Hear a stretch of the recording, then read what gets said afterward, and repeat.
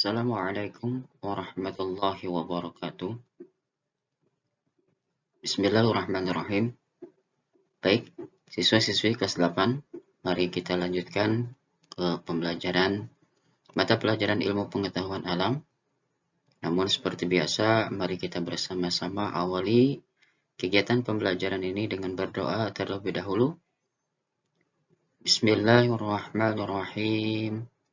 Rabbi zidni ilma warzuqni fahma waj'alni minas shalihin. Ya Allah, tambahkanlah aku ilmu dan berikanlah aku kemampuan untuk memahaminya dan jadikanlah aku golongan orang-orang yang saleh. Amin. Allahumma amin. Melanjutkan pembelajaran ilmu pengetahuan alam. Pada pertemuan yang lalu, kita sudah sedikit banyak mempelajari mengenai bab 1, gerak benda dan makhluk hidup di lingkungan sekitar. Insyaallah untuk kesempatan hari ini, kita akan melanjutkan materi tersebut masih mengenai konsep gerak.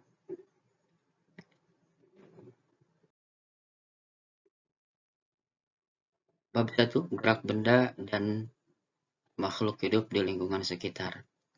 Bapak akan ulang kembali materi yang kemarin atau minggu yang lalu kita sudah pelajari bersama. Definisi gerak lurus adalah gerak suatu objek yang lintasannya berupa garis lurus. Jarak adalah panjang lintasan yang ditempuh. Perpindahan adalah jumlah lintasan yang ditempuh dengan memperhitungkan posisi awal dan akhir benda, atau jarak lurus resultan dari posisi awal sampai posisi akhir. Alat untuk mengukur kelajuan, speedometer. Ya, speedometer itu alat untuk mengukur kelajuan. Kelajuan adalah perubahan jarak terhadap posisi awalnya dalam selang waktu tertentu tanpa memperhatikan arahnya. Kecepatan adalah perpindahan yang dilakukan persatuan waktu dengan memperhatikan arahnya. Ini materi ini sudah disampaikan pada pertemuan kemarin, cuman Bapak ulang kembali untuk mengingatkan kalian kembali. Dan untuk definisi-definisi atau pengertian-pengertian ini ada juga di buku penunjang atau di buku LKS. Silakan dipelajari, dibaca-baca buku LKS-nya. Baik. Pada pertemuan kemarin juga Bapak memberikan double bubble map atau peta ya, peta balon ganda. Di sini kelajuan dengan kecepatan. Ya, ini kelajuan dengan kecepatan. Nah, ini persamaan kelajuan dengan kecepatan. Sama-sama satuannya meter per sekon. Ya, kelajuan dengan kecepatan itu sama-sama satuannya meter per sekon. Dan kelajuan kecepatan ini persamaannya juga sama-sama berkaitan dengan gerak. Ini persamaannya. Sedangkan untuk perbedaannya, kelajuan dan kecepatan itu kelajuan itu berkaitan dengan jarak tempuh. Ya, untuk kelajuan berkaitan dengan jarak tempuh. Sedangkan kecepatan itu berkaitan dengan apa? Nah, untuk kecepatan berkaitan dengan perpindahan ya. Berkaitan dengan perpindahan.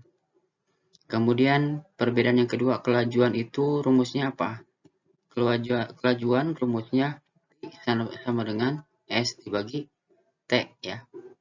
S dibagi T gitu. Sedangkan untuk kecepatan ini rumusnya P ya, P ada arah anak panah. P ada anak panahnya sama dengan delta S dibagi T. Ini perbedaannya. Kalau ini P sama dengan S per T. Kalau ini P ada anak panahnya sama dengan delta S dibagi T. Selanjutnya untuk kelajuan, alat ukurnya apa? Speedometer. Untuk kelajuan itu alat ukurnya speedometer. Sedangkan untuk kecepatan itu alat ukurnya adalah GPS ya, GPS. Kemudian untuk kelajuan contohnya bagaimana, untuk kecepatan contohnya bagaimana. Ini silakan perhatikan contoh daripada kelajuan dan kecepatan berikut ini. Baik, yang pertama contoh kelajuan dulu. Ini juga sudah soal ini pada pertemuan kemarin, namun di sini kita akan bahas ulang. Sepeda bergerak ke arah barat sejauh 40 meter dan kembali ke timur sejauh 20 meter. Memerlukan waktu 40 sekon. Besar kelajuannya adalah titik-titik. Nah, untuk bisa mengerjakan soal kelajuan ini, ya, soal yang menanyakan kelajuan ini, kalian kembali harus memahami atau menghafal rumusnya. Rumus mencari kelajuan tadi sudah disampaikan bahwa rumusnya adalah P sama dengan S dibagi T. P itu apa? Nah, P itu kelajuan, satuannya meter per sekon. Dan untuk S itu, ya, untuk S itu adalah, maaf, untuk T itu adalah waktu. T itu adalah waktu, satuannya sekon. Dan untuk S adalah jarak, satuannya meter. P kelajuan, satuannya meter per sekon. S itu jarak, satuannya meter. T itu waktu, satuannya sekon. Baik, sini lihat jaraknya itu berapa pada soal ini. Ya, pada soal ini jaraknya berapa? Harus kalian perhatikan dengan baik. Nah, di sini kelajuan sama dengan 40 meter ditambah 20 meter. Ya, ini jaraknya. Bergerak ke arah barat sejauh 40 meter dan kembali ke timur sejauh 20 meter. Nah, berarti ini adalah jaraknya, S-nya. Kemudian memerlukan waktu 40 sekon. Waktunya berapa T-nya? 40 sekon. Di sini di bawah 40 sekon. Jadi P sama dengan 40 meter ditambah 20 meter dibagi 40 sekon. 40 tambah 20, 60. Kemudian dibagi 40 sekon. 60 dibagi 40 sekon sama dengan 1,5 meter per sekon. Jadi kelajuannya adalah 1,5 meter per sekon. Selanjutnya untuk contoh soal kecepatan. Soalnya masih sama, cuma berbeda dari apa yang ditanyakan.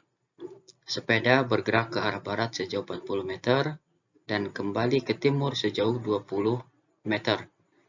Memerlukan waktu 40 sekon. Besar kecepatannya adalah, nah ini yang ditanyakan kecepatan. Ya, tadi sudah disampaikan rumus kecepatan itu apa? P, ya, P-nya ada anak panahnya di atas sama dengan delta S dibagi T. Ini rumusnya, rumus mencari kecepatan. Itu apa? P itu kecepatan, ya, P yang ada anak panah di atas itu kecepatan. Kemudian delta S adalah perpindahan, satuannya meter. Dan untuk T, waktu, ya, waktu yang dibutuhkan, satuannya sekon. Ini rumusnya. Baik. P sama dengan delta S dibagi T. P-nya berapa? Ya. Nah, di sini delta S. Delta S itu perpindahannya. Nah, perpindahannya sepeda bergerak ke arah barat sejauh 40 meter dan kembali ke timur sejauh 20 meter. Karena kembali, ya, berarti dikurang 20 meter. 40 meter dikurang 20 meter dibagi waktu yang dibutuhkan. Berapa waktu yang dibutuhkan? 40 sekon. Nah, tulis di sini 40 sekon. 40 meter dikurangi 20 meter dibagi 40 sekon. 40 kurang 20, nah, pasti sudah bisa ya. 40 kurangi 20 ya 20 meter. Kemudian 40 sekonnya turun, 20 meter per sekon atau 20 meter dibagi 40 sekon sama dengan 0,5 meter per sekon. Ya, berbeda ya hasilnya. Kalau kelajuan besarnya adalah 1,5 meter per sekon. Kalau besar kecepatan, hasilnya adalah 0,5 meter per sekon. Ini contoh soal untuk kelajuan dan contoh soal untuk kecepatan. Ya, Semoga dengan penjelasan sederhana ini kalian bisa paham. Baik, melanjutkan. Nah, di sini ada soal lagi, ya. Perhatikan tabel di bawah ini, tabel waktu dan jarak tempuh bersepeda. Waktu, jarak. Ya, waktu satuannya sekon, jarak satuannya meter. Waktunya 1 sekon, jaraknya 2 meter. Waktunya 2 sekon, jaraknya 4 meter. Waktunya 3 sekon, ya, jaraknya 6 meter. Waktunya 4 sekon, jaraknya 8 meter. Waktunya 5 sekon, jaraknya 10 meter. Nah, di sini untuk waktu itu pertambahannya 1 ya. 1 tambah 1, 2, 2 tambah 1, 3, 3 tambah 1, 4, 4 tambah 1, 5 ya. Sedangkan untuk jarak ini tambahannya genap atau bilangan genap. 2 tambah 2, 4, 4 tambah 2, 6, 6 tambah 2, 8, 8 tambah 2, 10. Tabel 1.1 tersebut menunjukkan besarnya jarak dan waktu yang diperlukan sepeda untuk bergerak. Coba gunakan rumus kelajuan dan percepatan untuk menghitung A. Kelajuan sepeda pada sekon kedua, B. Kelajuan sepeda pada sekon keempat, C. Kelajuan sepeda pada sekon kelima, D. Percepatan yang dialami sepeda. Kemudian, kesimpulan apakah yang diperoleh dari gerak sepeda tersebut. Nah, untuk menjawab pertanyaan ini, ya, kita coba jawab bersama-sama.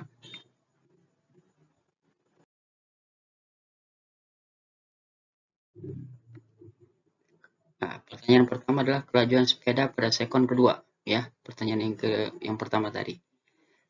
Ingat rumus kelajuan apa? I sama dengan S dibagi T, ya. Itu kelajuan. S ini adalah jarak, T ini adalah waktu. Baik. Tadi sudah disampaikan bahwa jaraknya berapa? 4 meter, ya. Pada sekon kedua, ya, pada menit kedua atau pada detik kedua itu 4 meter kan? Sesuai dengan tabel yang tadi. Dibagi 2 sekon. 4 meter dibagi 2 sekon sama dengan 2 kan? Jadi Pi-nya 2 meter per sekon. Gampang ya? Jadi kalian patokannya ke tabel yang tadi ya. Kemudian untuk menjawab kelajuan sepeda pada sekon keempat atau detik keempat. Tetap sama pada pengerjaannya, rumusnya Pi sama dengan S dibagi T. Ya, untuk sekon keempat ini apa? Berapa ya jaraknya? Untuk sekon keempat ini, jaraknya kan 8 ya. Cek tabel yang tadi. Jaraknya di sini 8 meter. Waktunya berapa? 4 second. Berarti 8 dibagi 4. Nah, 8 dibagi 4 sama dengan 2. Berarti kelajuannya adalah Pi sama dengan 2 meter per sekon. Kelajuannya sama dengan 2 meter per sekon. 8 dibagi 4, 2 ya. Kemudian untuk menjawab soal yang C, kelajuan sepeda pada sekon kelima. Nah, pada sekon kelima berarti berapa coba jaraknya? Ya. Kalau sekon kedua jaraknya 4. Kalau sekon keempat jaraknya 8. Kalau sekon kelima pasti jaraknya adalah rumusnya sama 10. Ya. Jaraknya pasti 10. Baik, Pi sama dengan S dibagi T. Kelajuan sama dengan jarak dibagi waktu yang dibutuhkan. Kelajuan sama dengan jarak. Jaraknya berapa? Jaraknya adalah 10 meter. Karena apa? Karena sekon kelima. 10 meter dibagi 5 sekon. Berapa? Sudah ketahuan ya hasilnya? 10 bagi 5, ya sudah pasti 2. Ya, kelajuannya 2 meter per sekon. Selanjutnya, untuk menjawab pertanyaan yang D, kecepatan yang dialami sepeda. Nah, kalau yang A menanyakan kelajuan. Kalau yang soal D menanyakan percepatan yang dialami sepeda. Baik, kita ambil contoh pada sekon keempat dan sekon kelima. Ya, kita ambil contoh pada sekon keempat dan sekon kelima. Maaf, sekon kedua dan sekon keempat. Ya, pada sekon kedua dan sekon keempat. Rumus percepatan adalah A sama dengan delta Pi dibagi T. A sama dengan delta Pi dibagi T. Kemudian delta Pi, delta Pi itu adalah perpindahan sekon keempat dikurangi perpindahan sekon kedua. Untuk waktunya juga, ya, untuk waktunya, waktu sekon keempat, di sini, lihat ada tanda 4, dikurangi waktu pada sekon kedua, ya. Nah, di sini, sekon keempat itu berapa jaraknya?